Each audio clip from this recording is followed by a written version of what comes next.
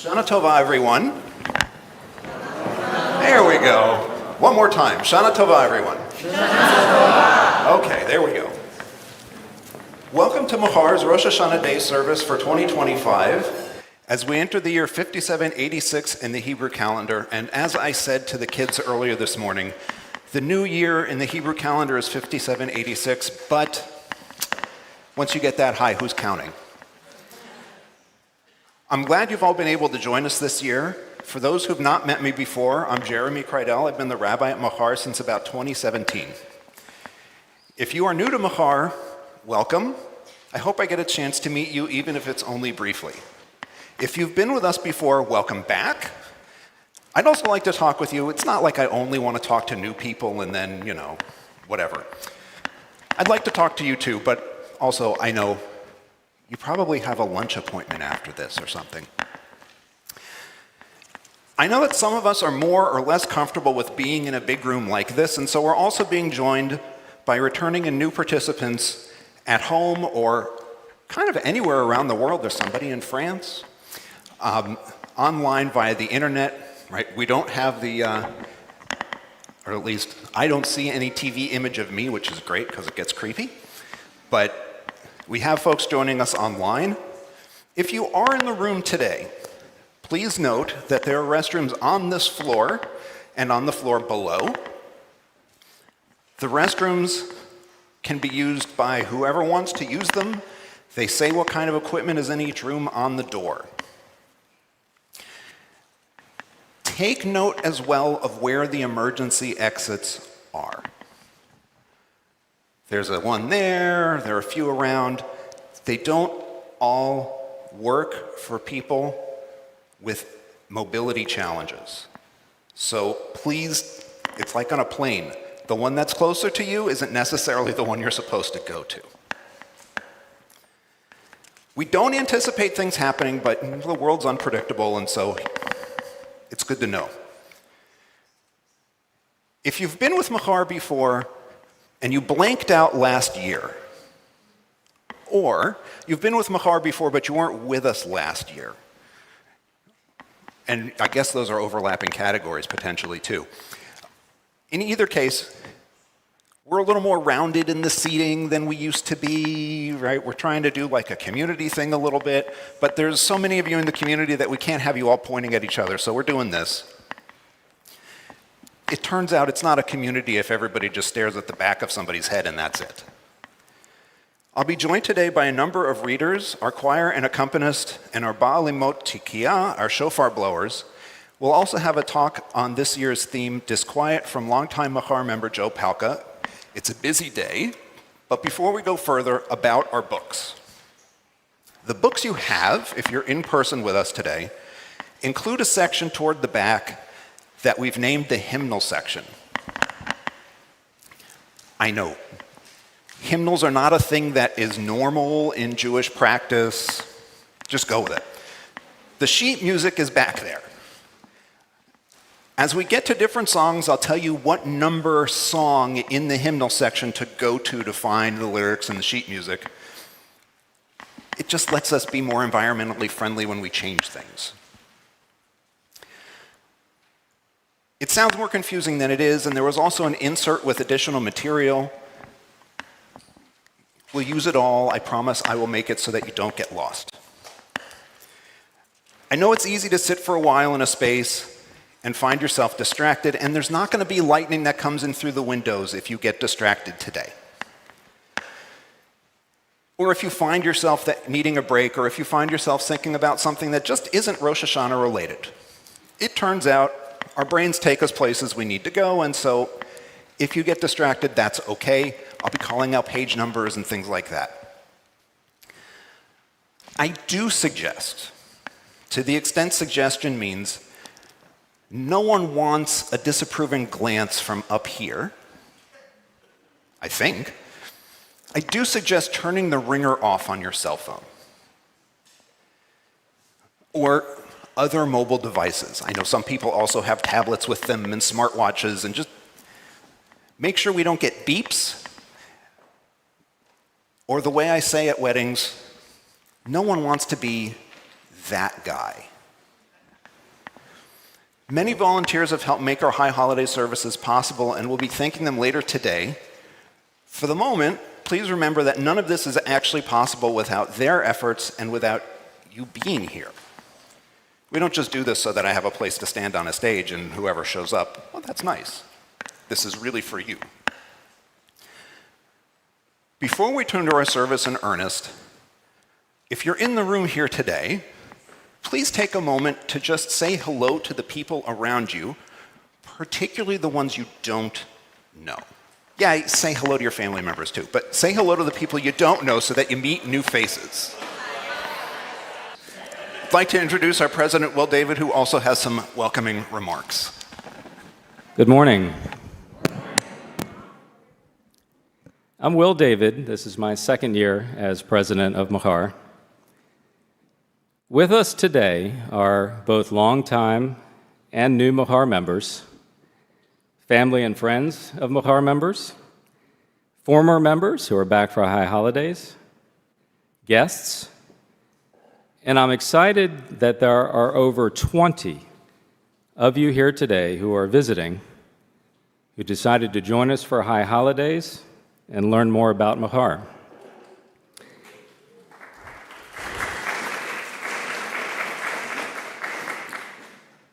So I want to take this opportunity to share a little bit about us. For those who are not familiar, Machar is a secular, humanistic Jewish congregation, a part of the Society for Humanistic Judaism in North America.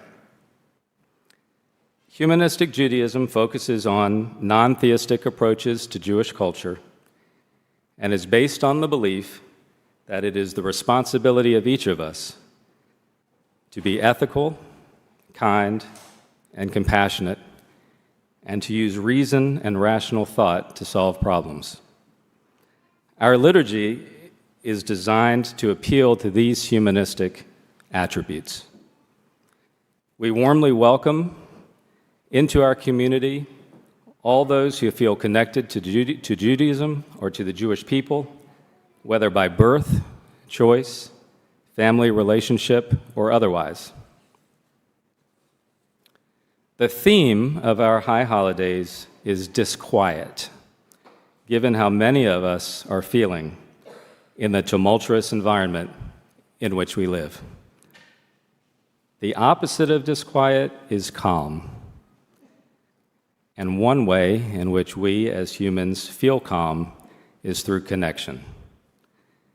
Connection with others who share our values and who are thoughtful and understanding. For me personally, this is what has kept me active in Machar beyond when our girls were bat mitzvahed here 6 and 8 years ago. I know that this is also true for the many longtime members who are here and who have felt this connection with the Machar community for decades. Back to those of you who are new to Machar or visiting us for high holidays to see what we're about. I hope you will introduce yourself to me and to Rabbi Jeremy. We'd love to connect you with Machar members with whom you may have things in common and invite you to join us for other Machar events. We have a vibrant Jewish Sunday school here for children in grades K through 7 with over 50 students that meet 24 sessions during the year. We offer a unique bar and bat mitzvah, or as we say, bar mitzvah program, where the students highly personalize their ceremonies and their presentations.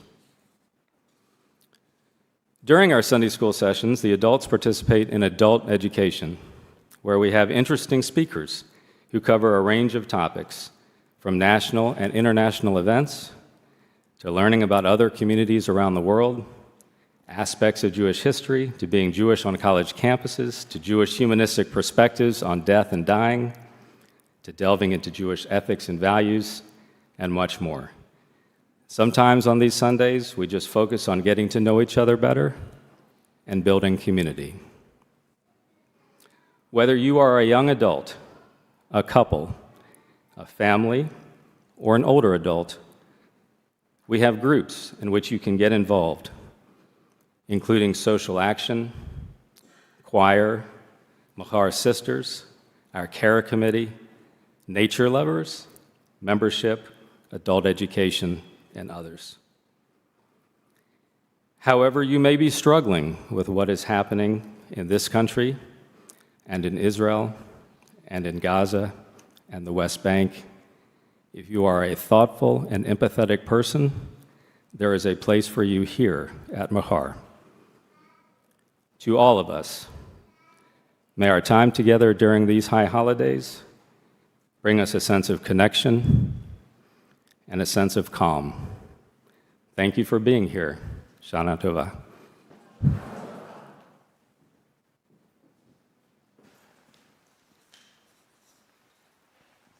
We will start where things often start, page 1.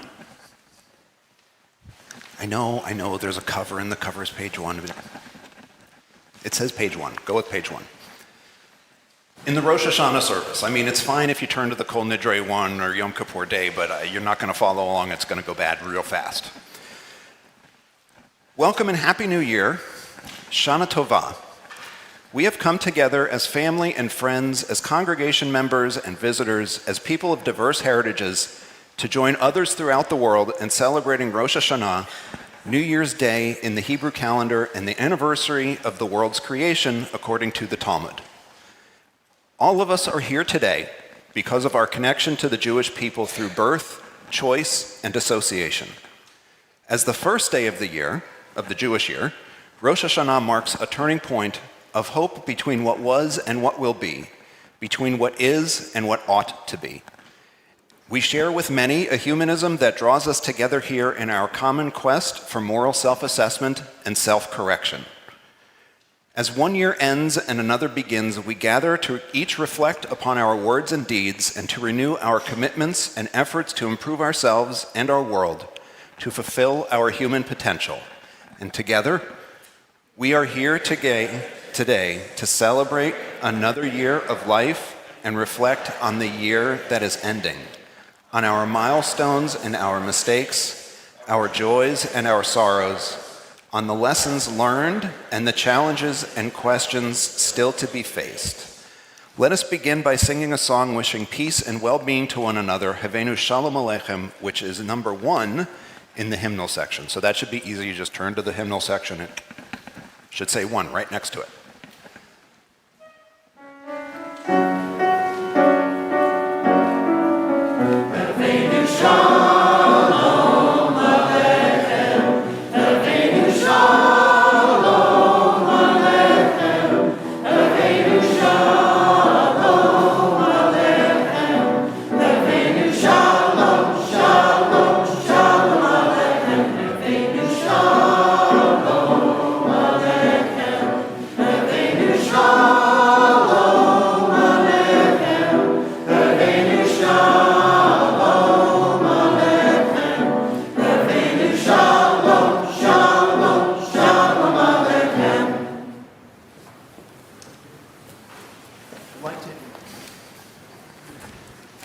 I'd like to invite up our first reader, Shoshana Gitlin, who will co-lead the service in its first part along with me.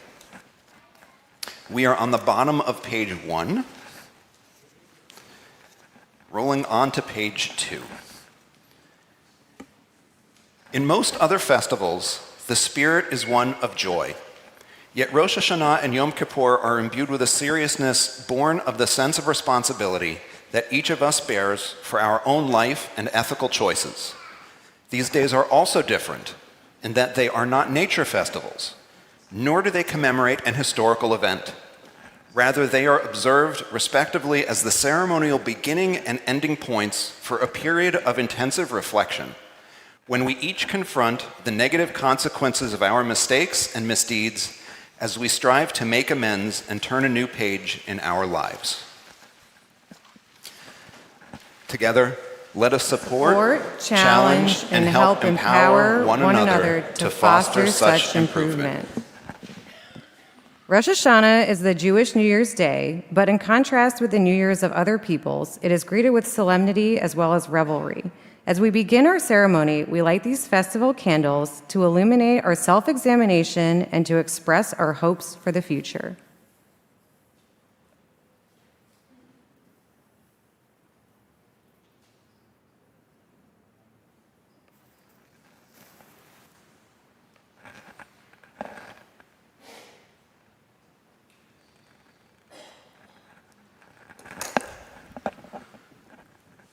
Nivarech et ha'or ba'olam, nivarech et ha'or ba'adam, nivarech et ha'or yom tov.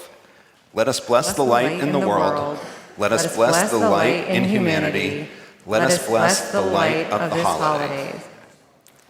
Just as candles radiate warmth and illumination, so too may we. Just as our forebears kindled such flames for themselves and us, so too may we shine our lights for the present generation and those yet to come. So we are on the bottom of page 2, and we have Ephod Ori. I know that there is a standard issue humanistic Jewish version of Ephod Ori, and we're not singing that one today. We have made a commitment to have a little bit less in the way of minor key Jewish stuff and a little bit more major key kind of Jewish stuff. I can promise that the melody is from a Jewish songwriter. If you need a reference, we can talk about that after. It is number 35 in the hymnal section, if you have it in your hymnal section. If not, there's another Ephod Ori in there. The words are the same, just the sheet. The dots are different. That's about it. Yes?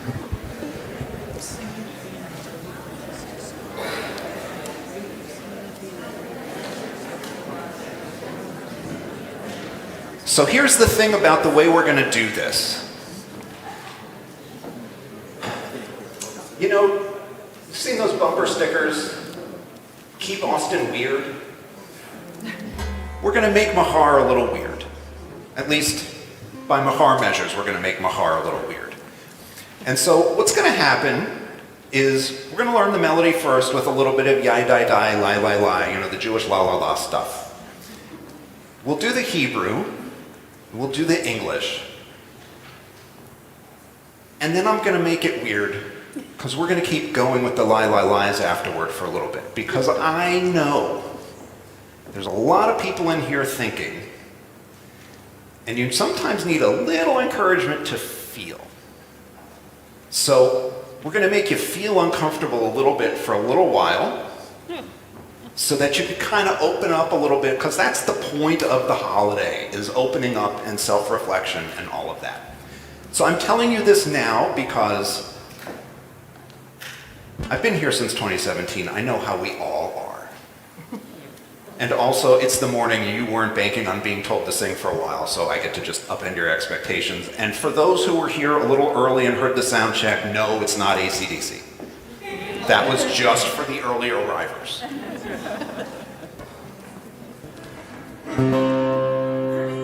Still got a little bit of that grit on it, though. Okay.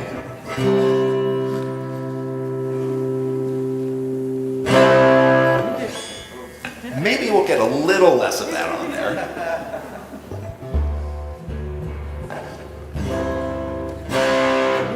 Okay. That seems to have made it worse. We'll go with it.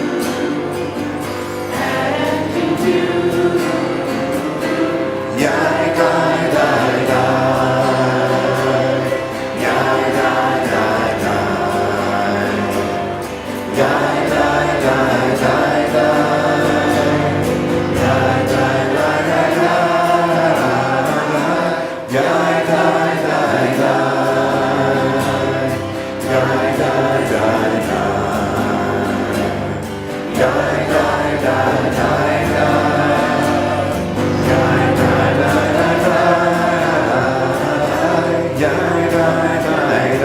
sooner everyone's singing, the sooner we're done.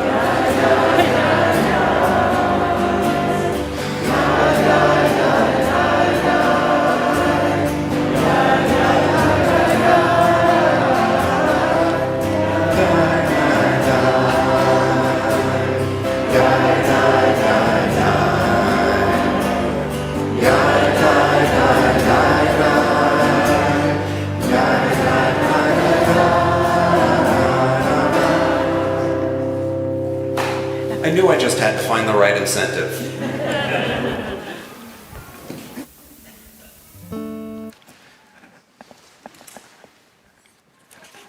So we're on the bottom of page 2. Since ancient times, Jews have gathered on this day, lit ceremonial fires, sang and recited liturgy, celebrated the new year, and reflected on their lives. Today, we remember all the times that we came together during the year with family and friends to light candles and sing. Together, we remember times of joy and sorrow. Together, we contemplate how to live better lives. Together, we renew our covenant, our commitment to shared ideals. These memories of the past and ideals of a better future help shape and give meaning to our lives. These memories and ideals link us with our forebears and heritage, and we hope with generations to come. As we reflect on our good fortune to begin another year of life, let us say a Shehecheyanu, a celebration of the new, the rare, and the wonderful. Nivarech kol dor vador shehecheyanu v'kimanu v'hikianu lazman hazeh. Amen. Amen. Let us bless the goodness which we have encountered in this world, which has kept us alive and sustained us and brought us to this moment. Let us celebrate this Rosh Hashanah, this head of the new year, by being mindful of how we help create the world in which we live. Let us begin this new year by cleansing our hands and our hearts, by correcting our mistakes and making amends with those we have hurt. Let us value this day of celebration and reflection by striving to put our hearts into all we do, today and every day. Let us inaugurate this new year by being truly present and engaged, by reaching out to others, by lending a hand. Let us fill this new year with healing and growth, with joy and insight, with our efforts for the advancement of freedom, equity, and peace. If you are willing and able to do so, please stand and sing along with me to the traditional melody of the Shema, our humanistic Shema, which affirms human diversity and unity. Shema Yisrael, Im kol shonutenu, kol ha'adam echad, kulanu na'avod, letakein et ha'olam hazeh. Hear, O Israel, with all our diversity, all humanity is one. Together, let us work to improve this world. You may be seated.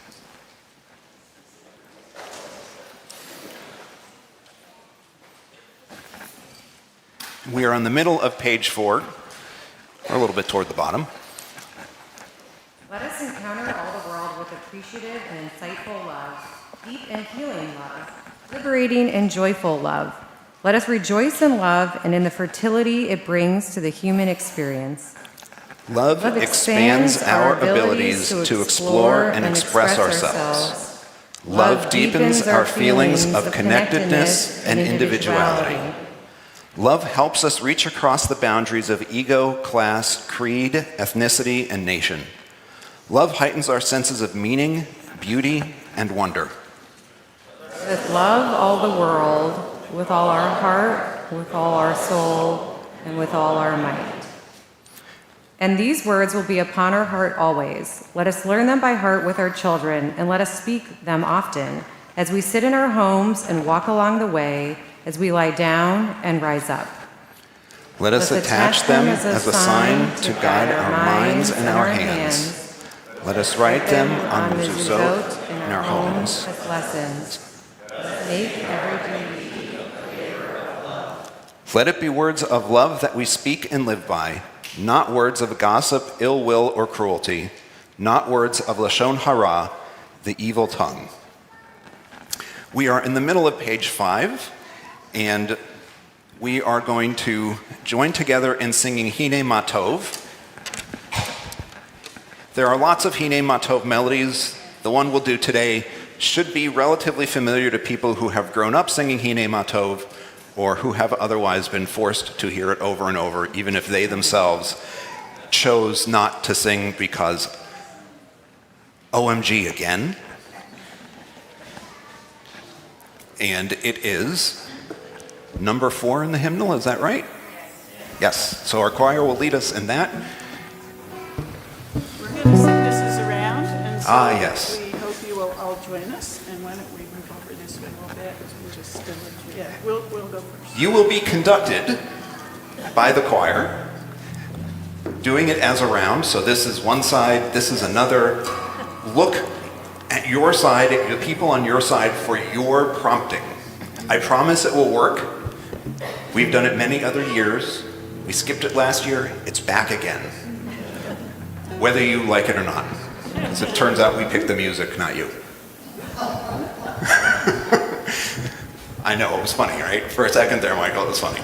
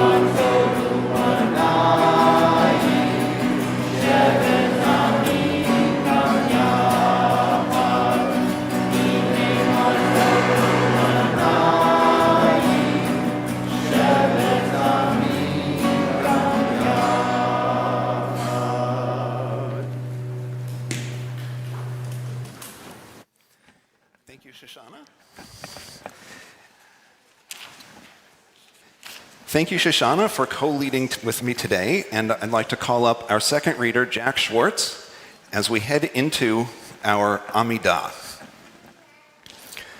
Many years, I have stopped and explained here why we're doing an Amidah at all, and I'm going to do that, but only briefly, because really, there's more to talk about than, look, Rabbi Jeremy reread the Amidah section in the Jewish liturgical history textbook. There is, in fact, a Jewish liturgical history textbook, in case you're wondering. Jacob will talk about how you get that. There's a rabbinical student in the room, so. Basically, the Amidah's job when the rabbis put it together was to serve as a stand-in for what the immediately prior generations had lost, access to daily worship at the temple in Jerusalem.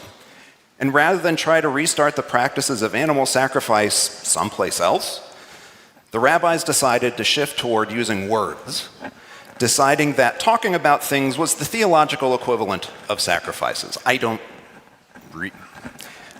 know why, but it's not an obvious one-to-one, right? The sacrifices happened on a schedule, and that schedule was brought over to a standing prayer called the 18 Blessings, or Shemona Esrei, which just means 18 in Hebrew. Although I guess it would not shock you to find out that there are actually 19 blessings in the 18. Even Orthodox Judaism changes.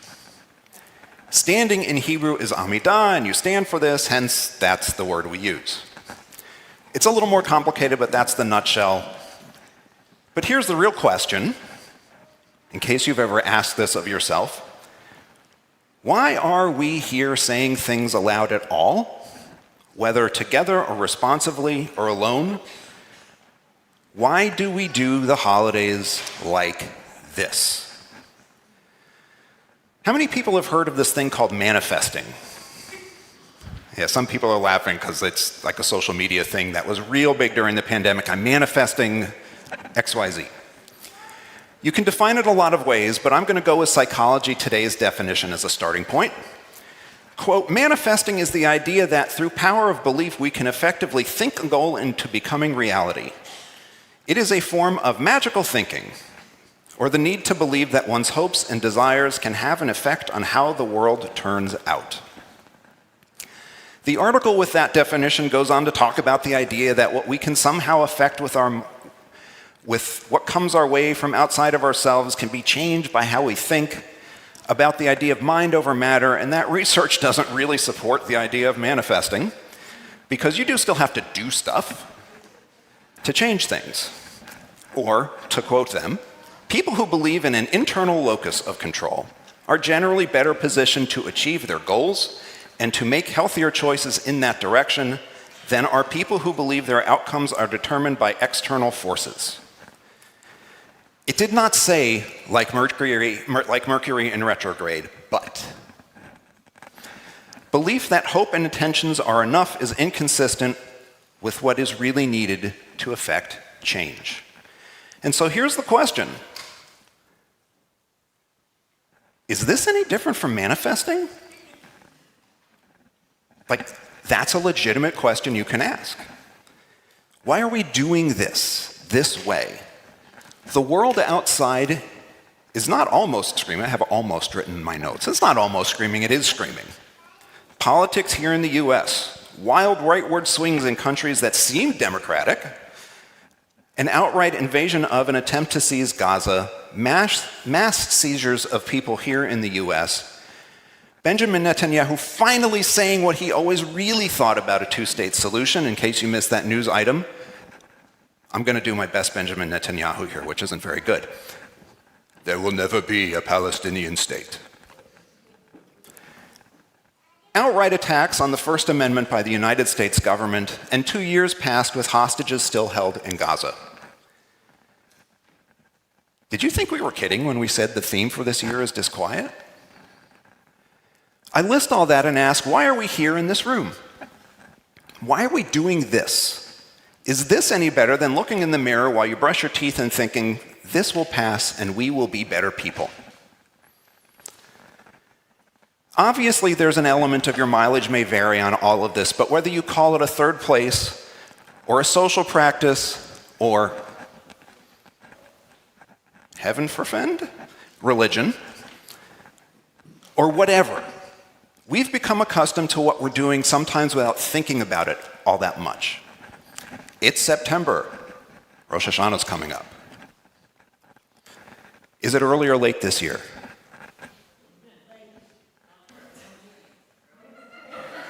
I've got late, medium.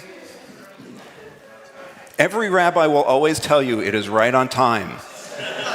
It is the first of Tishrei, and that's when Rosh Hashanah is. Almost a century ago, Emil Durkheim wrote a book called The Elementary Forms of Religious Life. I'm sure it's better in the original French, but I read it in English.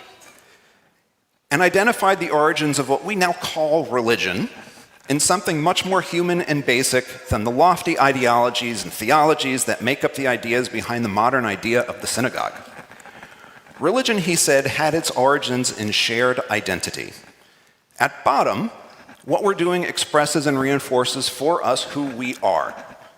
It's an expression of belonging to, and importantly, finding hope and support in community.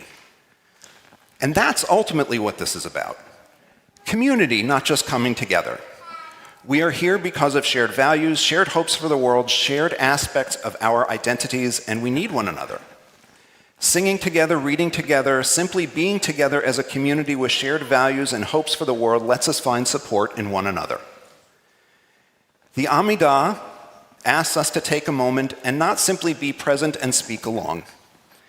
It asks us to, if we're able to, literally take a stand together, to support one another, to encourage one another, to identify who we are, and to know that there are others working with us, to not simply talk about change, but to take all the words and use them to propel us forward into life. With the literal thousands of words we speak today, make any change on their own? No. But if you find value in even one of them, if you find allies in this room while uttering even one of them, and you take that with you into working for peace, then the Amidah has done what it was supposed to accomplish. That's especially true when now so much seems so broken and needs so much of our work to make it better. And so we are on the middle of page 5. Since the temple stood in Jerusalem, Jews in a standing position, Amidah, have idealized qualities which they attributed to their ancestors and deity. If you are able, please stand together now to proclaim our shared ideals and our will to act upon them. Let us remember those who have come before us, who have given us life, love, and our culture. Such is our Zikaron Chazdei Imot V'Avot, our remembrance of the kindness and merits of our mothers and fathers. Let us work together in mutual aid to benefit all. May we thus advance mutuality, Gemilut Chasadim, our best response to being parts of a vast and interdependent world. Let us be thankful for all that sustains us, for all that gives us contentment and joy, compassion and understanding. May our efforts help bring such well-being to all who live on earth. Let us work for peace, shalom, in our relationships, our communities, and our world. Let us recognize and celebrate our differences to better live together on this one planet. Let us work to heal the sick and sustain health, to give to the weary strength and life renewed, to support those who have fallen, to uplift those bowed down, to free those in bondage, to abolish both greed and poverty, to repair and improve the world. Hava na'avod, l'rapei cholim u'lechalkel briut, latet la'ayef koach v'chaim mechudashim, lismoch noflim, lezokef kefufim, lehatir asurim, levatel gam betza v'gam oni, letakein et ha'olam. You may be seated.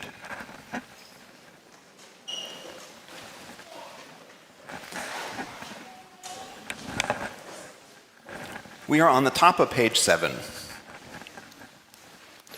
Rosh Hashanah heightens our awareness that each human action or inaction may have significance in what Jewish lore and liturgy call the Book of Life, Sefer HaChaim, of which we are all together both authors and subjects.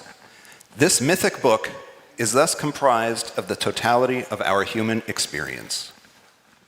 This book of life is imagined to be our collective record of all our deeds, from best to worst and those in between. We celebrate all that are laudable, and we feel regret and anxiety over our mistakes and misdeeds. We fear that their consequences may haunt and shadow us, blocking our way to the better future we desire. Unatana tokef kedushat hayom kihu nora va'ayom. Let us acknowledge the distinct power of this day, for it is one of awe and angst. Let us acknowledge the distinct power of this day to remind us that all human beings are together co-authors of the Book of Life. Yet, while we all miss the mark, go astray, often harming others and ourselves, we all are also able to make substantive change to counter the negative outcomes of our own mistakes and misdeeds. Let's begin the new year by each listening to the still small voice of conscience within us. Uveshofar gadol yitaka, v'kol demama daka yishama. The The great shofar will be sounded, the still small voice will be heard. Having heard the call of conscience, let us engage in moral renewal. At Rosh Hashanah, we are mindful of how we may each engage ourselves in turning new pages in a book of life, compiling humanity's good works. Jewish tradition, as summarized by the stark poetry of the Unitarian Tokef, prescribes 3 ways of countering the negative consequences of our deeds: teshuvah, tefillah, and tzedakah. Teshuvah here means answering for our wrongs, taking responsibility for them, and returning to the right path to reach our moral goals. Let us Let's turn from wrong and do good, seek peace and pursue it. Let us take responsibility for our lives and make teshuvah. Let us make paths to reach our moral goals. Tefillah is commonly translated as prayer, yet is also related to words for hope, imagination, seeking, examination, thought, decision, and judgment. Humanists may therefore interpret and value tefillah as self-examination, introspection, soul-searching, as well as moral reckoning and accountability, all of which in Hebrew can also be called cheshbon hanefesh. May our introspections help us renew our hopes for the improvement of ourselves and our world. May our words of reflection today be the seeds of our deeds in the year ahead. Tzedakah is generous and magnanimous moral action for justice. Often translated as charity, tzedakah includes and transcends philanthropy. Tzedakah at its best creates empowerment, cooperation, and equality. May we give generously of ourselves and our wherewithal to help bring about a better world of which we dream. May we do what is right and just. Let justice roll forth like waters, and tzedakah, moral action, like a stream ever flowing. V'yigal kamayim mishpat, u'tzedakah kanachal etan. May our ideals and hopes help guide and inspire our actions in the year ahead. Let us commit ourselves to such deeds in this world today and every day. Let us all be thus dedicated and appreciated, devoted and acknowledged. Nihya kulanu, kadosh ukdosha, kadoshim ukdoshot. Let us encounter each person as a precious presence, a sublime jewel of life. Let us thus see and feel, hear and smell, taste and celebrate the beauty of this world. All the earth is full of merit and splendor, all beings full of worth and wonder.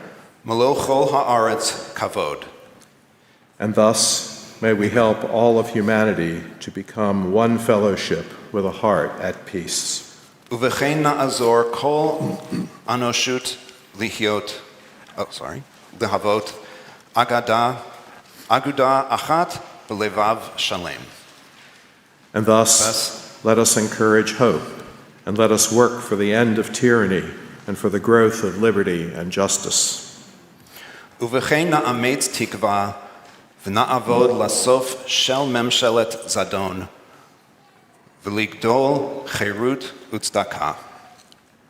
And thus, let us renew our vision, our commitments, and our efforts for the improvement of the world, for tikkun ha'olam. Let us recognize our shortcomings and our potentials, find contentment and joy in life as we work to live up to our ideals. As we begin this new year, let us appreciate all the goodness that we experience and create in this world, and let us work together to save this world for future generations. The moon is dark tonight, a new moon for a new year. It is hollow and hungers to be full. It is the black zero of beginning.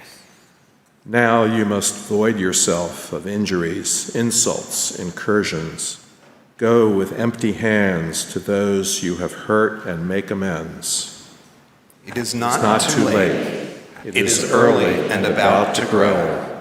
Now is the time to do what you know you must and have feared to begin. Your face is dark, too, as you turn inward to face yourself, the hidden twin of all you must grow to be. Forgive the dead year.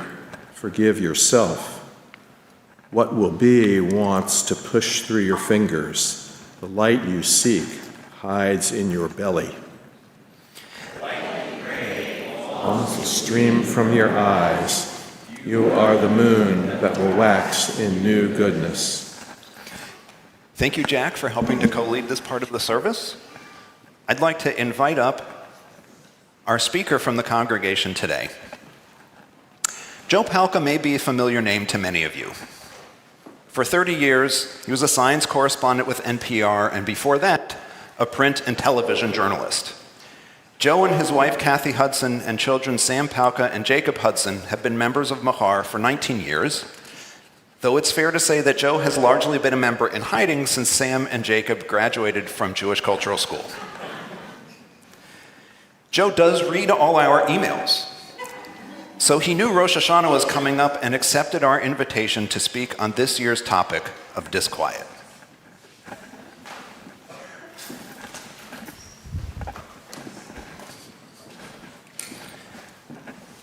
Thanks for inviting me, and thanks to my son Jacob, the rabbi in waiting, and Sam and Kathy for helping me with this. So in 1965, my 7th grade English teacher was a man named Tech Young Lin. Mr. Lin frequently brought up themes of social justice in his classes. He made us aware of various atrocities that were occurring around the world. I'm sure we talked about the Vietnam War, probably the Civil War in the Dominican Republic, probably the famine in India at the time. I found these horrors quite upsetting, and I wondered how people managed to live anything resembling happy lives, knowing that many people, many millions of others around the world were suffering. So I asked Mr. Lin about that, and his simple 2-word answer sticks with me to this day. We forget. We put it aside, we live our lives, we think of other things, we forget. Mr. Lin's words came to mind a few weeks ago when an email appeared in my box from Howard Dubowitz. He urged people to read Jonathan Safran Foer's acceptance speech of the 2025 Primo Levi Prize. So I did, and it was wonderful and thought-provoking. Foer says that Primo Levi intended to disturb people by writing about his experience in Auschwitz.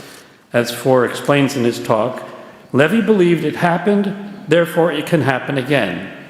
The it is not the cataclysm of the Holocaust, but the unresponsiveness that allowed it to happen. There is a demand at the bottom of all of Levi's work: stay awake. Not just alert to history, but vulnerable to the present. And a little further along in his talk, Foer says, Judaism has always placed discomfort at the heart of moral awakening. Foer's speech was on my mind when I received an email from the extremely persuasive Nadine saying Rabbi Jeremy would like me to give a talk at today's service on the subject of disquiet. Now, because my son Jacob will tell you I am the walking embodiment of the term dad joke, my first reaction to this request was, I don't know much about disquiet, I'm better with dat quiet. But I decided I could say something a little more thoughtful, and with the help of Foer's speech and Mr. Lin's explanation of how we live with the horrors of the world, and my good friend the Oxford English Dictionary, I came up with something to say. So the OED tells us that disquiet is a verb to deprive quietness, peace, or rest, bodily or mental. It also has come to mean uneasiness, anxiety, or worry. Well, I got plenty of disquiet. I spent more than 4 decades as a journalist. I tried to present accurate information about science and medicine. Am I biased? Yes, we're all biased, consciously or unconsciously. But my bias is toward the scientific method for reaching conclusions, not to find the evidence or worse, make up the evidence to support my conclusions. Apparently, all the time I was doing this, I was an enemy of the people. Who knew? It disquiets me. Free speech is under attack. After complaining for years about liberal media silencing conservative voices, these same critics are calling for political humorists, satirists, to be thrown off the air. And now Secretary of War Peter Hegseth tells journalists they can only parrot information the Pentagon feeds them. Failure to do so means losing your press credential. I expect RFK Jr. is cooking up something similar for medical reporters. As I say, disquieting. In addition to defining words, OED also gives examples from literature of how they're used. I found one of these examples relevant to today's talk. In 1581, George Petty, who I'm sure you're all familiar with, published The Civil Conversation of M. Stephen Guazzo, also a household name, written first in Italian and now translated out of French. In it, Petty wrote, "To attain to learning, there is not only required a will, but study, watching, labor, and disquiet, which are irksome things." Yes, disquiet is irksome, but like discomfort, I think it's possible to echo Jonathan Foer and say disquiet is also at the heart of moral awakening. And if our disquiet helps us attain learning, and if we learn from history that what's happening in the world now has potentially cataclysmic consequences, then surely we must do something. But what? In a way, that's my greatest source of disquiet. What to do? And my conclusion is just do something. Put up a sign, make a donation, do volunteer work, vote, encourage others to vote, continue to engage in civil discourse, give talks at Rosh Hashanah services, whatever. Bemoan if you must, and I must, I confess, but also ask yourself what you can do to help keep the world from tumbling into darkness. And then do it. Thank you.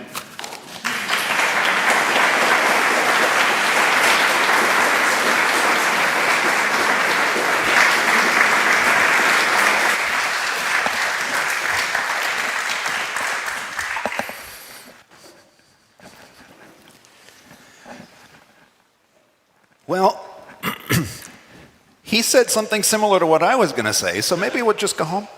No. Mine is actually a little bit darker. I know, hard to believe.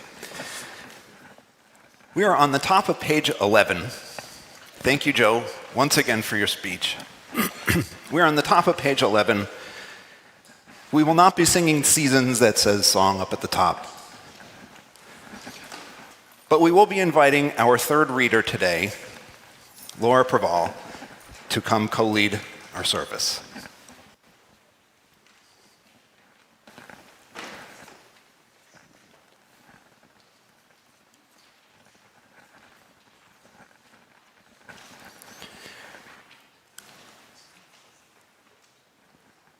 A couple of years ago, I explained why we have these things called Malchuyot verses, these sovereignty verses, and other things. And I think for this year, we're just going to stick with these themes show up in the traditional Machar, the gigantic book that is the High Holidays book at a lot of places. And basically, it's all tied up in vertical relationships between people and the above. But they are also about us, about malchuyot, control or self-control. And we actually talked a little bit about that without telling them that that's what they were getting in the kids' service today. And at the kids' service, they agreed that ultimately they agreed, took a little bit, that no one person should be king of the world. Initially, they thought it would be great until they realized that they might not be king of the world.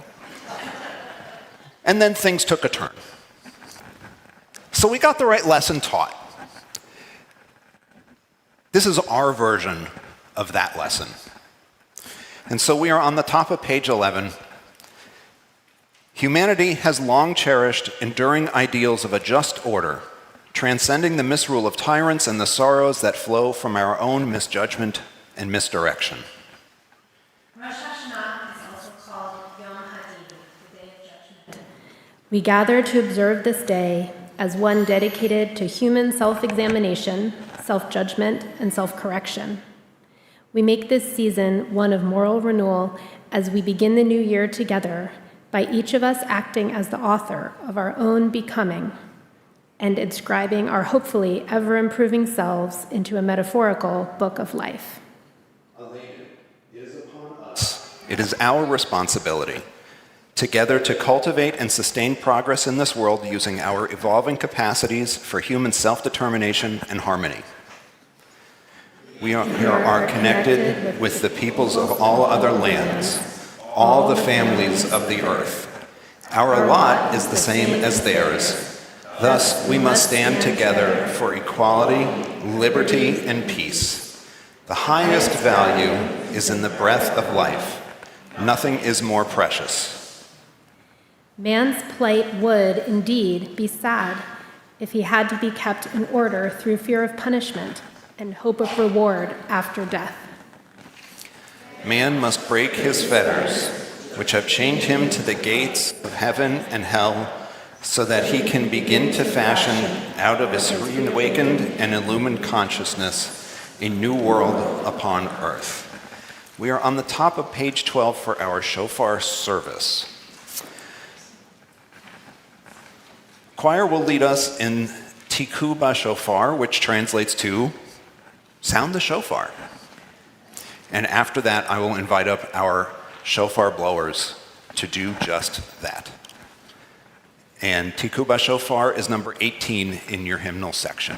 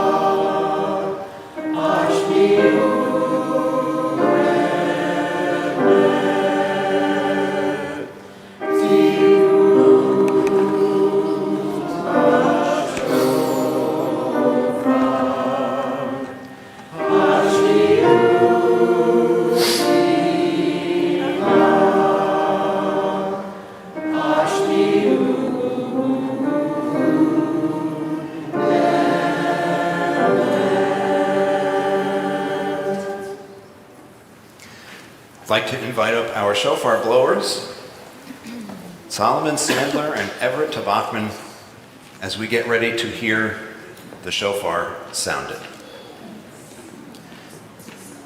When we sang that song, there were two words that sounded probably fairly similar. One was tiku and one was tir-u. So tiku means blow the shofar, tir-u means sound an alarm on the shofar. And if you know enough Hebrew, you might have picked up on tiku is like tekiah and tiru is like teruah. And we didn't use the third shofar note, which is shavarim, which means broken notes. Because if I were to tell you, tishbaru ha-shofar, you would throw it on the ground and break it. So we don't sing that version. Let us now listen to the voice of the shofar. Hava nishma kol shofar, aleinu. It is upon us, it is our responsibility to strive to live up to these values. In each of us may our conscience, enlightened judgment, and commitment be roused by the shofar's sustained blast of Tekiah,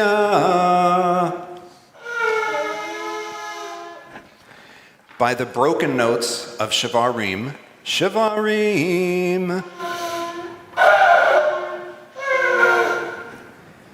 by the staccato alarm of Teruah,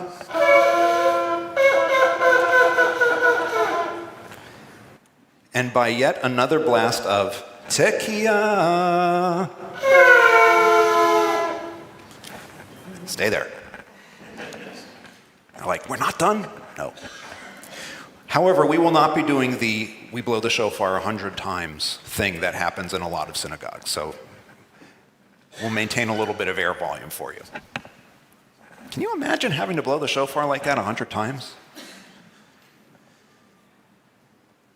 We are in the middle of page 12 at the remembrance verses. Today is also called Yom HaZikaron, the Day of Remembrance. Since antiquity, this day has been a time for Jews and any who sojourn among them to remember both what is and what ought to be, both the real and the ideal, both their own words and deeds, good and bad, and the moral covenant in which they cooperate for the improvement of the world. Tikkun ha'olam. Such remembering drives our moral reckoning as we feel the vast gap between our vision of what we should do and what we have actually done.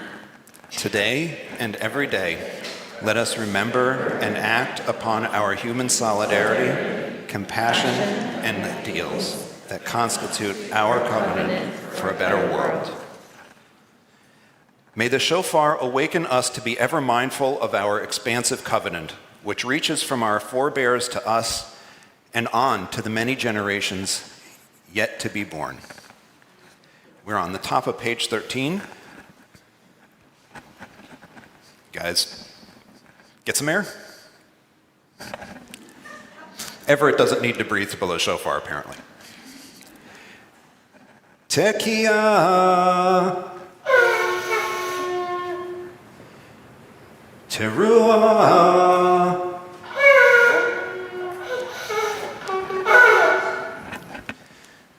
Tekiah.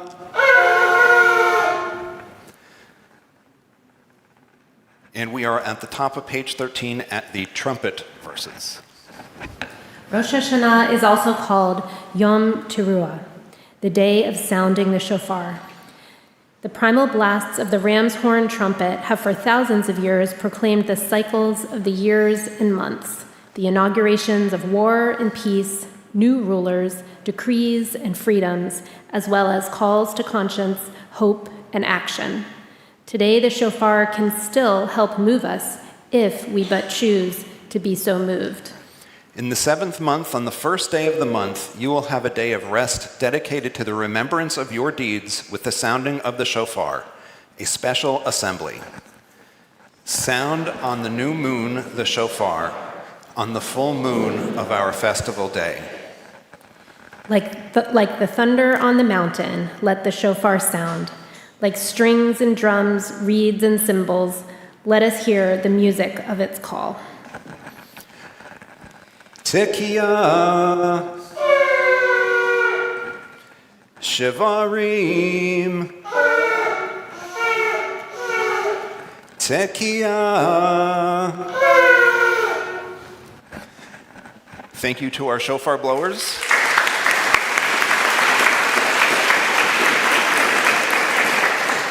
We will give their lungs a workout one last time, but it will be right at the very end.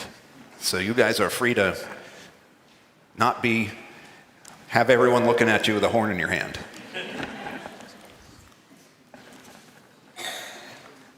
We are toward the bottom of page 13 at Tzrichim Anachnu Tzedakah V'Chesed, which is number 6 in the hymnal section.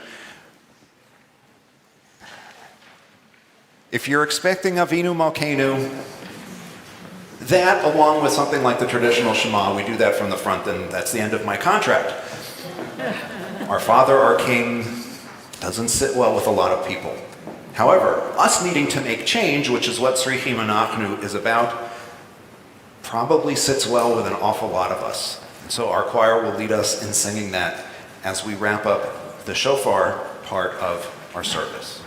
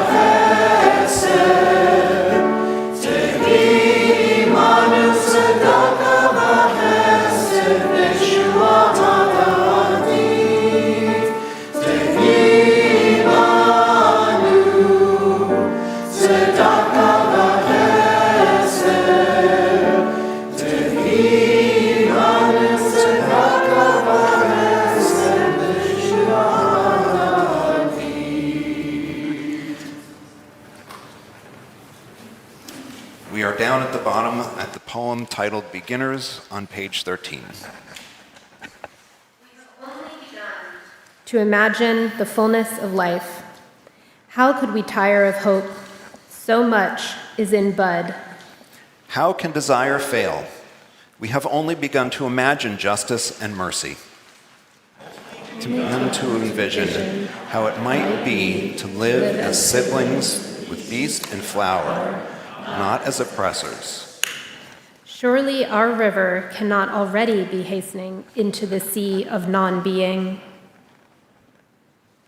Not yet. Not yet. There is too much broken that must be mended. We have done to each other that cannot be forgiven.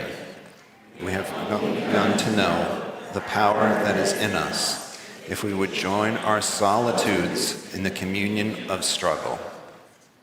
So much is unfolding that must complete its gesture. So much is in bud. Many thanks to Laura for co-leading our service. Thanks to Solomon and Everett for blowing our shofar. Shofarot, plural. If the choir wants to scoot to other seats, they are welcome to do that. They could stay here, but it'll feel weird for me to be walking right behind them the whole time. That's the nice thing about this, is I don't have to stand there the whole time. So I'm going to come down here. I'm going to read you a tweet. Everybody thinks it's a Donald Trump tweet. It's not. I know you did. I said I'm going to read you a tweet, and I heard people laughing because you thought for sure. I'm going to read you a tweet, and then I'll provide a little context. Here's the tweet. Our NC Group militia will be there Friday at UNCW. There are 13 to 15 students, 3 professors, and 3 admin that have posted hateful rhetoric. We have their schedules and locations. We will take care of the problem. And the tweet tags at the end of it, at UNC Wilmington, as in University of North Carolina, Wilmington. My friend posted a screenshot of that tweet onto her Facebook timeline on Friday and said, parenting in the 21st century. In case you were wondering what the cost of public officials calling for going after the left is, my kids, she lives in North Carolina, spent 3 hours locked in a locker room last night while their classes are canceled today because the Proud Boys wanted to, quote, take care of a student who painted over a memorial in the school's public spirit rock. David Letterman asked during an interview with The Atlantic's Jeffrey Goldberg about Jimmy Kimmel's suspension, said, we can all see where this is going, right? It's managed media. He then continued, you can't go around firing somebody because you're fearful of or you're trying to suck up to an authoritarian, criminal administration in the Oval Office. That's just not how this works. Jimmy Fallon offered the kind of comment he's prone to offering when it comes to something being genuinely difficult. But to be honest, I don't know what's going on, and no one does. That is, as some folks are prone to saying, some bullshit. Our theme this year is disquiet. We face a host of troubles. Every day feels like an exercise in keeping in disquiet, in keeping on the waiting for what's next. And it's one thing when we look at a Stephen Colbert situation and we find a network ending a late-night franchise to curry favor for a merger. That's bad.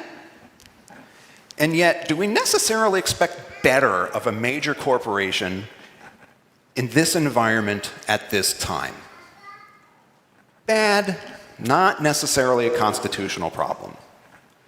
Different altogether when we find a network taking action on a direct suggestion from the head of a government agency invested with regulating communications in a manner that fits the Constitution's mandates. In this case, the FCC, to dismiss an employee because the White House didn't like what he said. This is all a bummer, right? And the name of the holiday is not, as it turns out, First Amendment Musings with Rabbi Jeremy. Plenty of undergraduates got that when I was still teaching college. I'm not going to do that to you. But it is time to take stock of the year that's passed.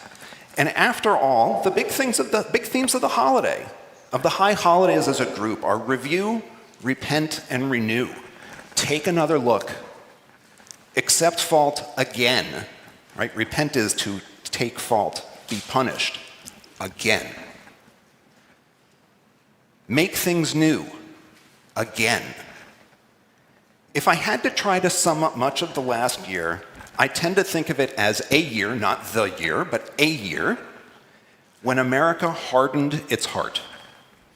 And when we think about the year that's passed, I see a possible danger for us.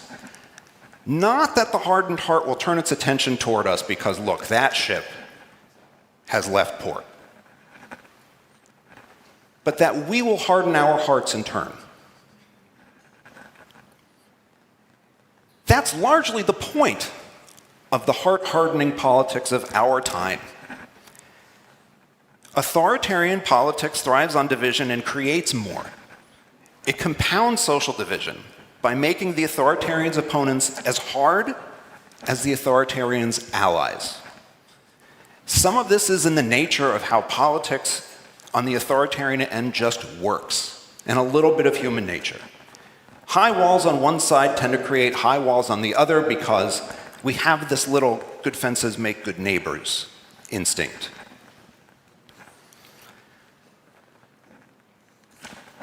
But plenty of this is intentional and cynical because the authoritarian's use of language is itself cynical. If you have not read Sartre's Anti-Semite and Jew, you owe it to yourself to read it. Heck, I'll go home and find the page and send it to you that explains how this game works with language. It abuses the flexibility of symbols and forces others to throw up boundaries and limit their use of language while allowing the authoritarian to move the goalposts over and over and over and over again, faster and louder, leaving others in a chaotic wake, casting out more and more of the people we are and the people we care about. In the chaos of trying to bring order to the world, to language, we can find ourselves drawing lines too. First, they're fine lines, and they get broader and broader and broader. And I won't argue that we don't need to draw lines, because we do. But we need to avoid letting the lines be the thing that defines us. We need to remember why we drew them and why we are who we are. We need to remember why we believe what we believe and why we do what we do. Because at the end of the day, the humanistic part of humanistic Judaism has one thing at its center. It's not an idea. It's not a philosophy. It's a feeling. And if you are a 70s arena rock fan, it's more than a feeling.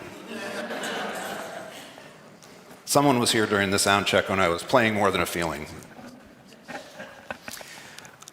It's love. Love is a feeling, and it's a way of taking action, and it envelops the kinds of actions we would take. When authoritarians draw a line that wants to force out trans folks, we have to redraw our lines to make it clear that we love trans folks and other gender nonconforming folks and other queer folks. Not just because some of our members are trans or gender nonconforming or queer, though they are. Not just because some of those who work for us or with us are trans or gender nonconforming or queer, though we are. The same is true for those who are members of an ethnic, racial, religious, or other minority.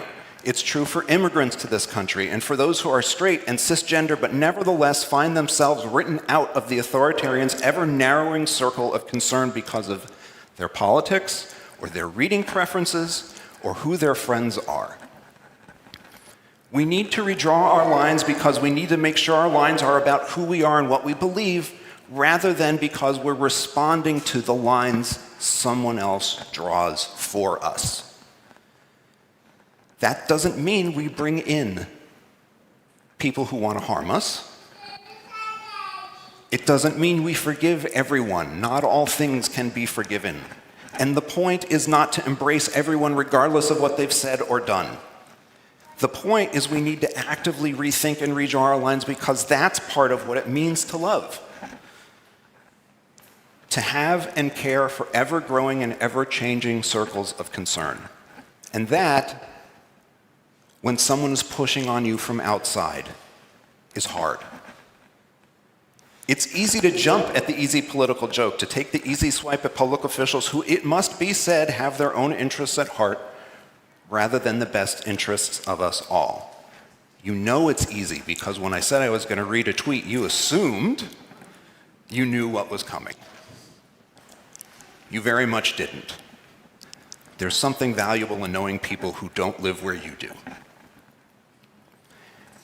It's easy to point out and ridicule the bad, and it's harder to take the next step and reach out to those who need it when we're hurting, when we're safe, but are afraid of becoming unsafe. It's hard now. It's not going to get easier. That's part of the point of that Martin Niemöller poem that everybody knows that begins, "First they came for the communists." The story of the poem is complicated. It's not really clear he wrote it at all. At various points over the years and in various readings, communists have been replaced with socialists. Trade unionists were in there, but sometimes they're omitted because in America people don't actually know what a trade unionist is. An American version in the 60s removed, this is great, removed communists, because America, and put in industrialists.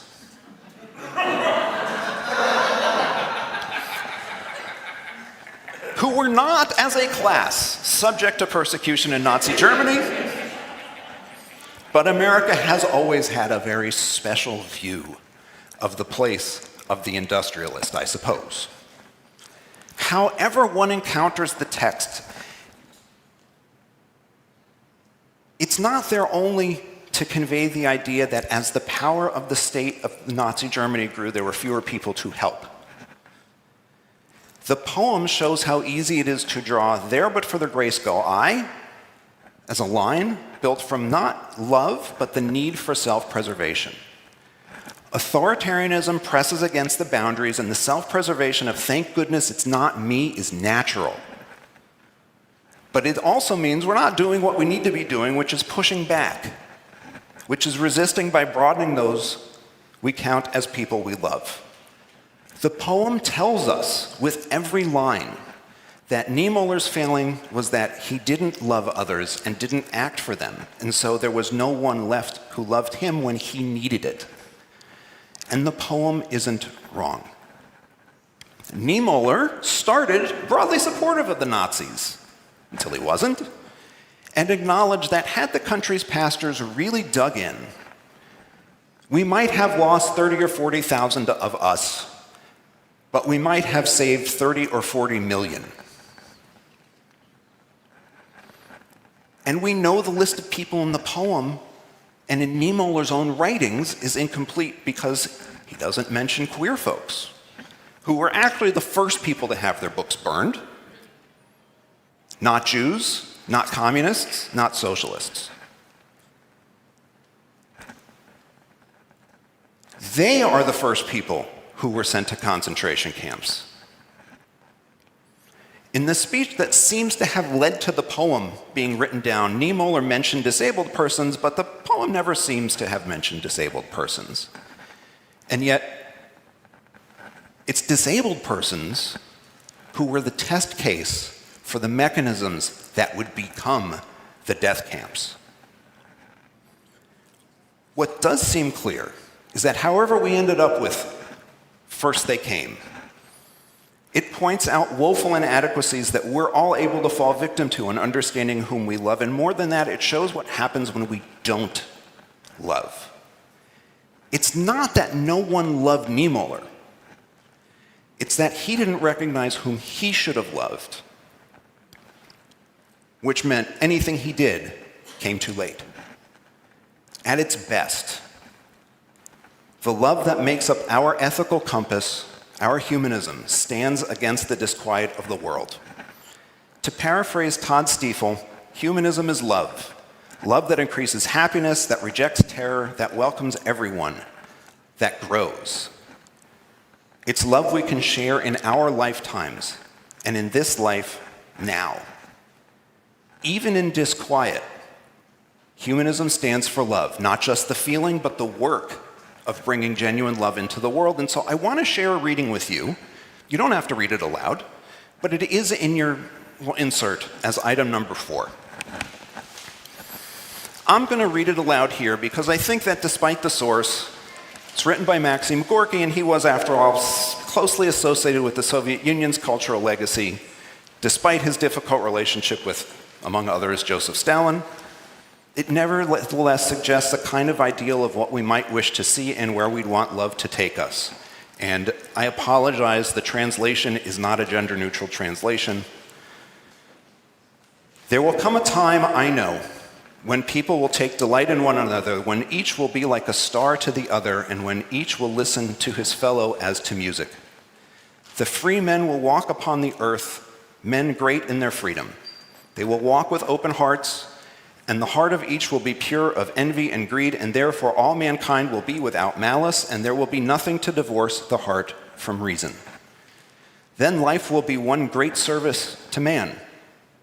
His figure will be raised to lofty heights, for to free men all heights are attainable.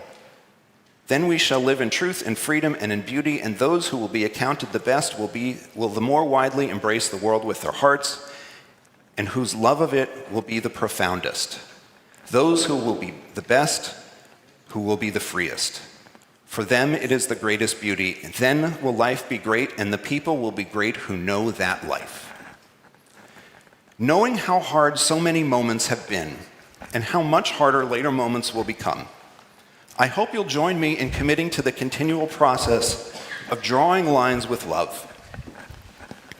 And that you'll join me in an adaptation of a modern Jewish song that calls on us to do more than draw lines, but to build a better world moved by the love in our hearts. And you can find the words for it on that insert. It's the very last one, Olam Chesed Yibaneh.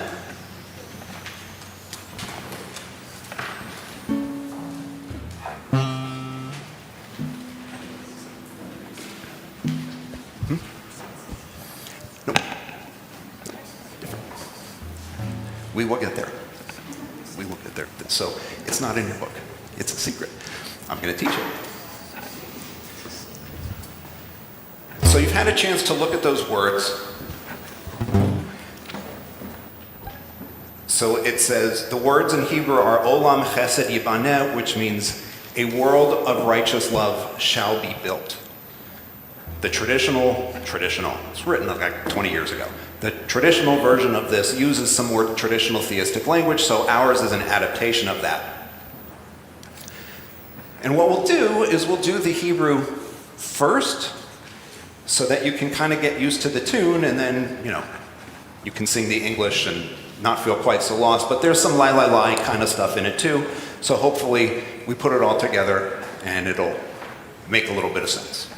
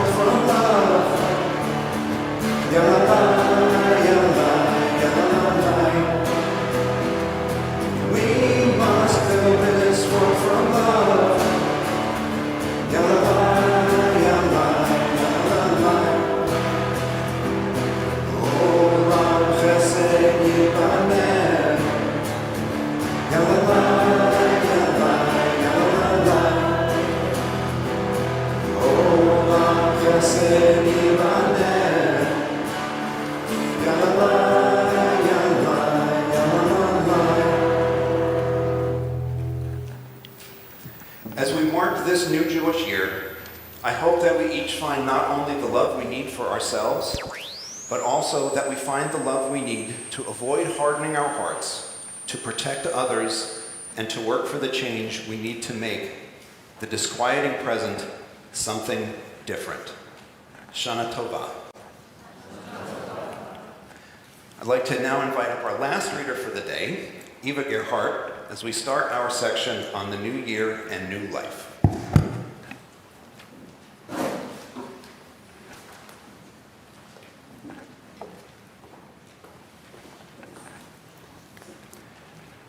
We're in the middle of page 14. Can you hear me now? Can you hear me now? All right. That life is both fleeting and uncertain is a truth that presses upon the mind with special force as the year ends and the new begins. Time speeds on and we go with it, and though we have seen the year close, we can never be sure of seeing the end of the new. Since life is so fleeting and frail, we must begin the serious use of it at once, and begin it by entering upon the task of self-examination and self-ennoblement, which is its essential preliminary. A new year, say the rabbis, should inaugurate new life. We won't be singing when I'm gone. We will be singing Shalom Rav. Shalom Rav is, if you have it in your hymnal section, number 33. For folks who grew up in Reform synagogues and some conservative synagogues, the tune will be familiar, the words will be maybe a little familiar, a little unfamiliar. You sing whatever words you sing.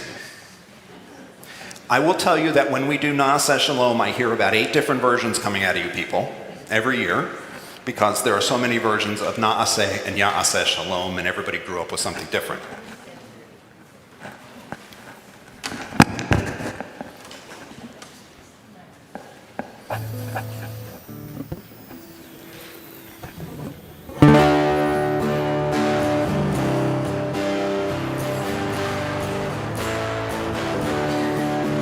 Shalom Rabbi Olam Nasi Le'olam. Shalom Rabbi Olam Nasi.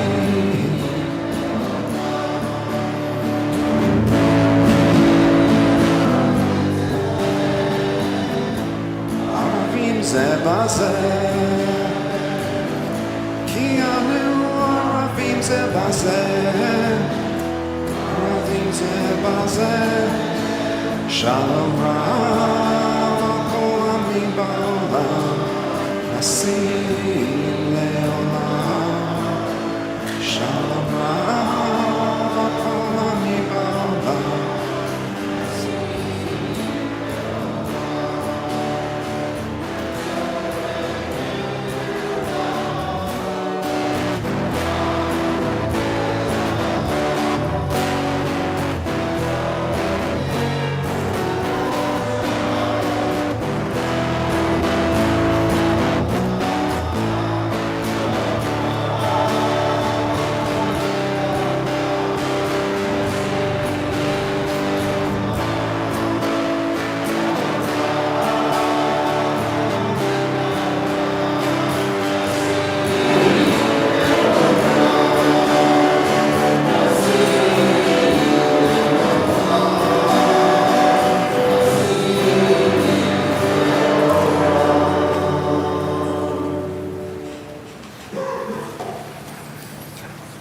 Let us consider the limited time we have on earth and use it wisely. May we use with diligence and foresight our span of time. Bottom of page 14. May we cherish and steward the best legacies of generations past and through our own deeds contribute to generations present and future. Generation upon generation, door by door. May we cultivate the virtues that shine forth the highest qualities of our shared humanity and elevate the human experience. There are those who now look back in complacency and indifference, who accept the fruits of the long journey but ignore the bitter costs of liberation and its lessons in tenacity and endurance. They are the strangers, and the road passes them by.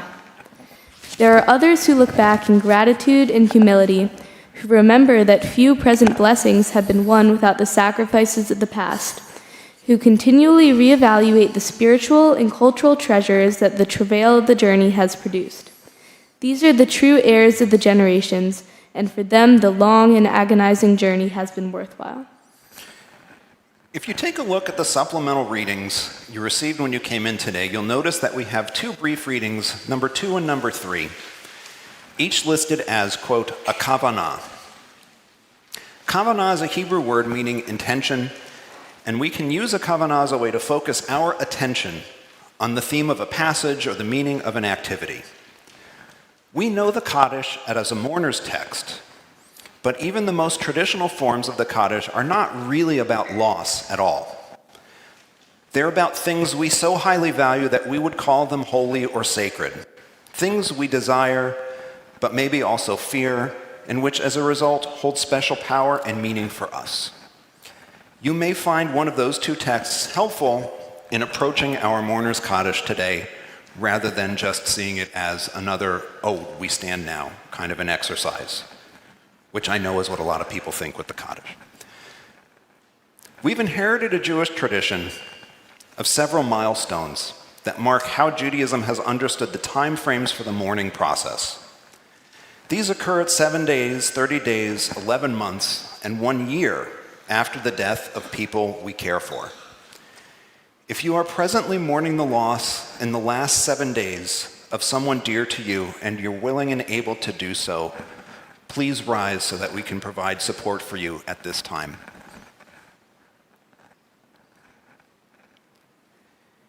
If you're presently mourning the loss in the last 30 days of someone dear to you, and you are willing and able to do so, please rise.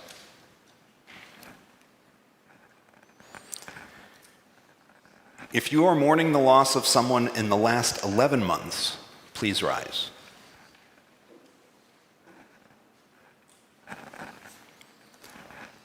If you are mourning the loss of someone, the anniversary of whose death is around this time of year, please rise.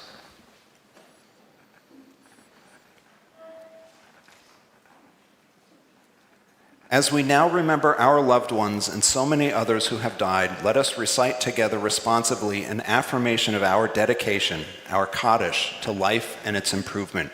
And if you are able and willing to do so, please rise. And we read together, let us recall each person of blessed memory in all their humanity, with all their strengths and limitations. Let us honor and learn much from the best and the legacies of our loved ones past, for the sake of all those who now live, and for the sake of all those who will yet come to live in this world. Thus, let us stretch ourselves to reach for greatness, and let us dedicate ourselves in the name of the living multitudes of this world. Nit kadal v'nit kadash b'shem ribui hachayim ba'olam hazeh. May it be our heart's desire to work for healing and equity, for freedom and peace, to cultivate these in our lives and in our days, and in the lives of everyone in the world, swiftly and soon. Tehei masat libenu, lif'ol lema'an refuah v'tzedek, chirut v'shalom, legadel otam b'chayenu uvyamenu, uv'chaye kulam ba'olam. Ba'agala uvizman kariv v'havanomar, Amen. And let us say, Amen. Let us bless and praise the memories of our loved ones with our actions. Nivarech u'neshabeach otam. Let us remember them in their glory and at their heights. Nizkor otam b'tiferet u'v'romamut shelahem. To carry on the best elements of their lives with splendor. Nisa b'hadar. May we ascend in the shining examples of their praiseworthy deeds. Na'aleh b'divrehem l'halel. Even as we speak, we know that the value of each life exceeds all that can be expressed in blessings or in songs, in praises or in words of consolation. Kodesh hanefesh oleh mikol, brachot oshirim, shvachim onechamot. And we are in the middle of upper half of page 17 at Na'aseh Shalom, which is, we're using number 8 in the hymnal section. If you end up saying a different set of words because you know a different set of words, or because your brain just automatically switches on you after years and years and years of some other version, it's okay. Sing it how you sing it. We're just glad that you're here and singing.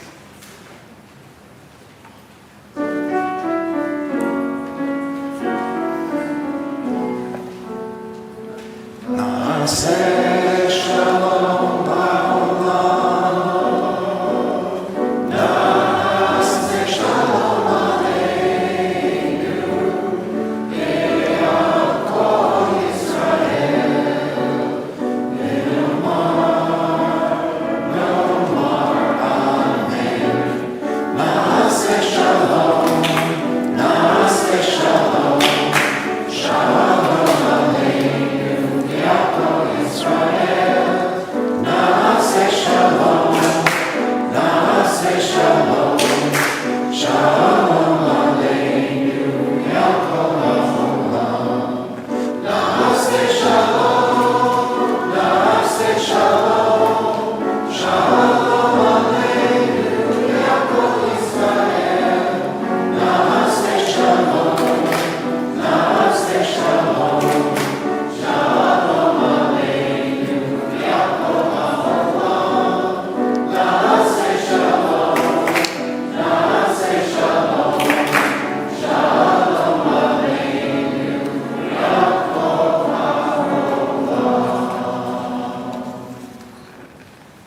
You may be seated.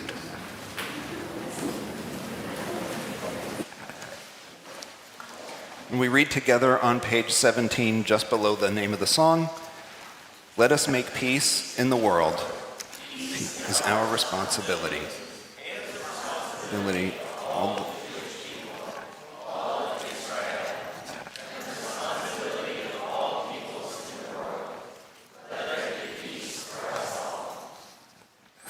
Let us reach out to one another to help bring peace to those in grief and strife. Let us care for each other wherever someone suffers loss.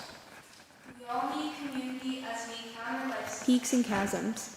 Let us make our congregation a sanctuary of humanity, a place to feel our pain and our joy together, a space to plumb the depths of our souls and heal our wounds together, a spiritual home where we share our poetry and songs, our visions and labors of love. For those who mourn, let us offer you an oasis of peace in this caring community. For the ones we mourn, let us find lessons and inspiration in their legacies. Let us remember righteous actions for blessing. Nizkor tzedakah livracha. Amen.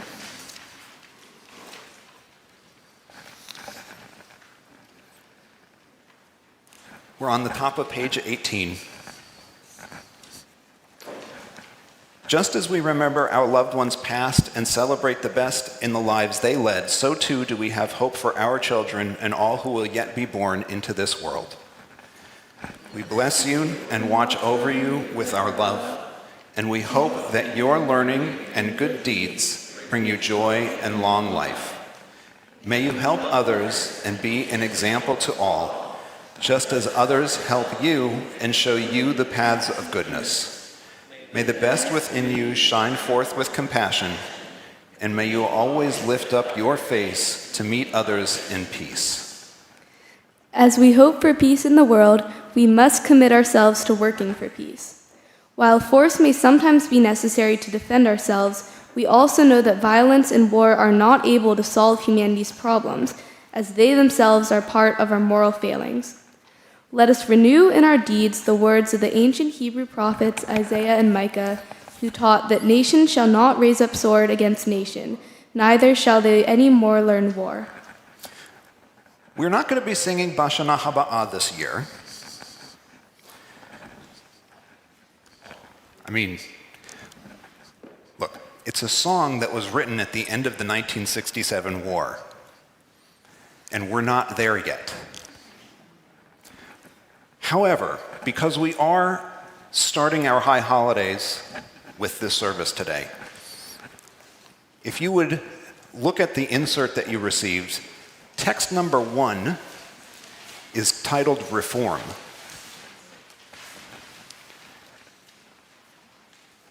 And we will read that responsively. I'll read the block, you'll read the italics. It has been raining again. I've been indoors meditating on the shortcomings of life. Wish there were more kindly persons in the world. Our competitive life develops selfishness and unkindness. I'm determined to do something about it. I cannot hope to convert many persons. To convert one person, I shall do well. I shall begin with the person I know best, myself. When it rains and one is much indoors, one is likely to meditate on the shortcomings of life. Let me think. How shall I make myself kind, gentle, considerate? I do believe it has stopped raining. I shall go out now. I'll go and shoot on the archery range. I'll not bother to reform myself today. Perhaps tomorrow, if it is raining and I must stay indoors and meditate on the shortcomings of life. Thank you, Eva, for leading the fourth part of our service. We are on the bottom of page 18. For those keeping track, there's 21 pages in the book. For those not keeping track, there's 21 pages in the book. A statement of fact is still a statement of fact, even if you don't care. We're at the Kiddush section. And so to conclude the ceremony, it says we. You'll get your snack later. Mine's already up here. To conclude our ceremony, we'll drink a toast to the new year, break bread together, and share apples and honey, all of which express our hopes for sharing a sweet and bountiful new year. First comes our toast, our kiddush, dedicated to the new year.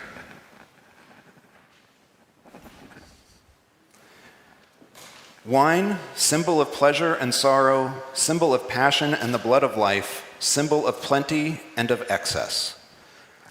Let us bless our lives in the new year by fostering community, by sharing our joy, our spirit, and our bounty, by inviting visitors to join us, by welcoming the stranger, by caring for those in need. Let us celebrate wine as a symbol of all that is good in the world. Let us drink a toast with the fruit of the vine to life. Nivarech et borei pri hagafen, let us bless those who create the fruit of the vine.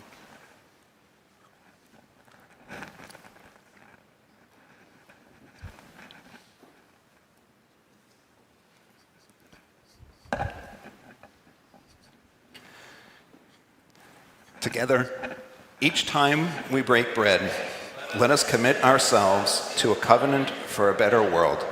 Nivarech et hamotziim lechem min haaretz, let us bless those who bring forth bread from the earth.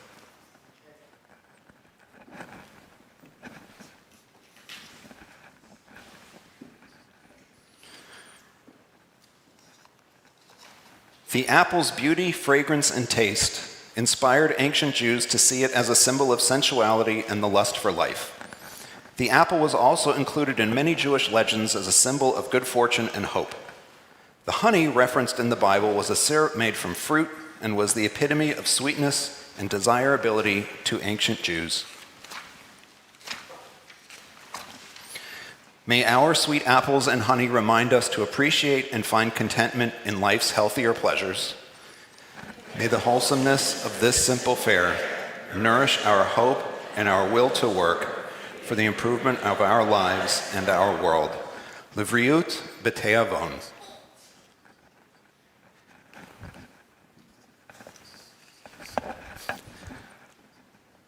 I do not have the level of balance required to do that with a microphone and cables and all of that. We are almost at the end. It says closing the service. We've had Mourner's Kaddish. We did Na'aseh Shalom, which means announcements. Announcements first, shofar after. That's how this works. It's not, I didn't make up the rule. This is how it goes. Go to Addis. Hey, Kaddish is over. Time for announcements.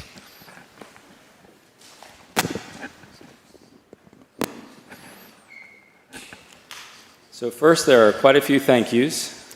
A lot of people work to make this service happen so seamlessly. Check-in and security, Elaine and Barry Dancis, Emily Blake, Dunya Hecht, Jackie Kropman.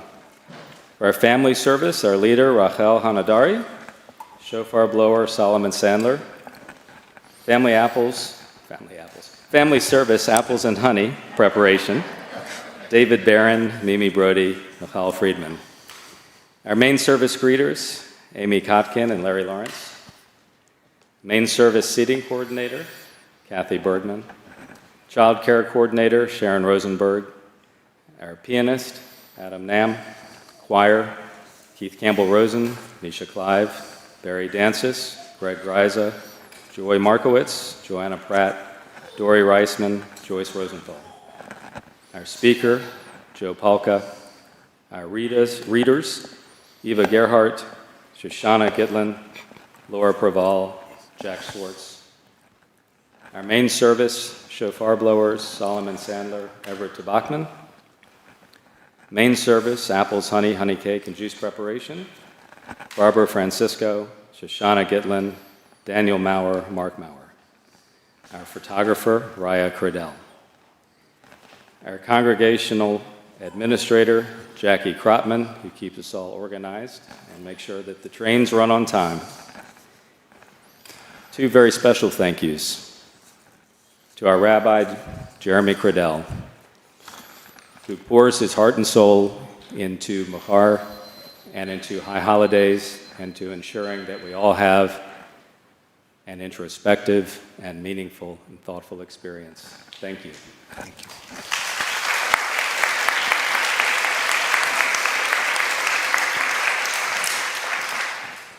And a very special thank you to Nadine Wetstein, who plans everything with respect to high holidays. I don't know how we would pull any of this off without her. It is countless hours of work. Thank you, Nadine.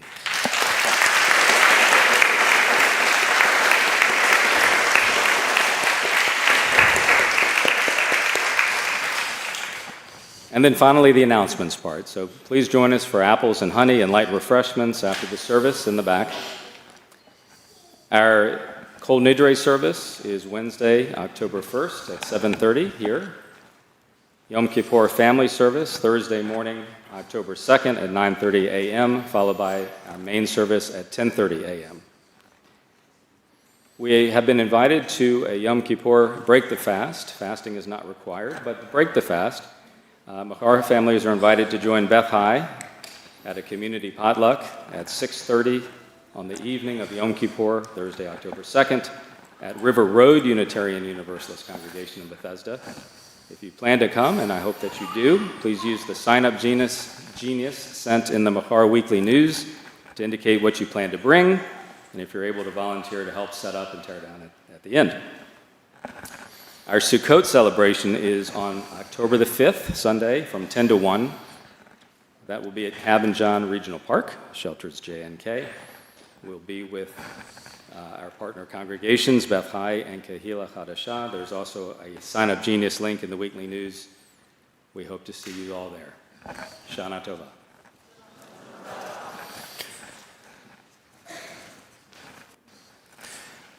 We have a photo credit to add, which is Holly Campbell-Rosen, who brought a camera and is also taking photos today. We are working on a website, and so we want to say thank you to Holly for her work, and Mark Maurer, who also, he's not in the room because he went to do the apples and honey. I've also come to the conclusion, well, that all apples are family apples, so I don't think there's anything wrong with saying family apples. An important announcement for those who are coming on Yom Kippur. During the Yom Kippur family service, there will be a time where those present get a chance to assemble little baskets of cookies for folks at the Shepherd's Table soup kitchen that we work with. We need your cookies. Bring your cookies. Look, if you eat a few in the car, I don't know about it. It's fine. We don't expect that anybody fasts. But we would like you to bring the cookies because it's a fun opportunity for students to actually do a little bit of tzedakah during Yom Kippur. And if you happen to be fasting, setting aside the food and putting it into the baskets at least lets you touch some food. You know, sometimes the strings of hope that we have are thin, but a little bit of cookie dust. And if you lick the cookie dust while you're doing it, I'm not going to say anything. You know. So please bring your cookies on Yom Kippur Day. If you bring them on Kol Nidre, somebody who hasn't eaten dinner might sneak your cookies instead. We are on the middle of page 20 at the thing that says closing the service, which means we're going to be blowing the shofar again, which means we need our shofar blowers again, Everett and Solomon.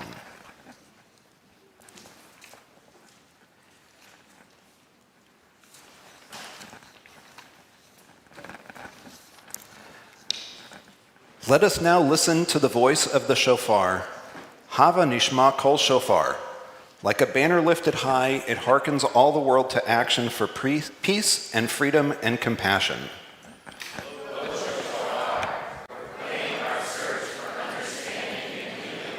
Tikia.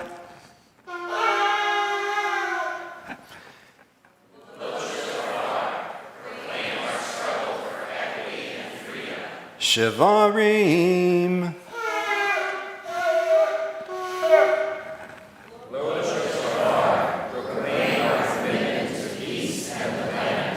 Teruah.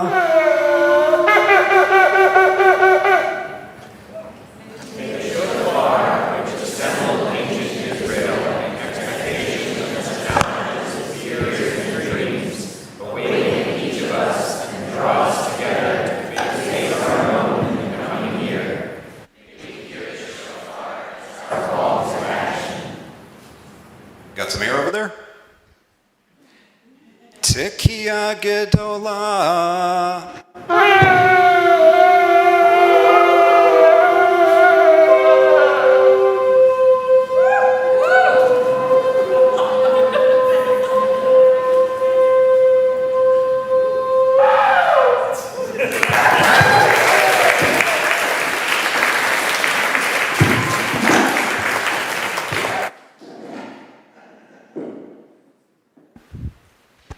I can hear you without this thing on. Okay.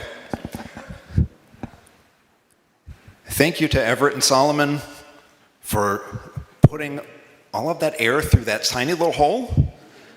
Not the easiest thing, right? Everett's like, yeah, I'm good, whatever. You can go sit back with your families for the brief moments that are left.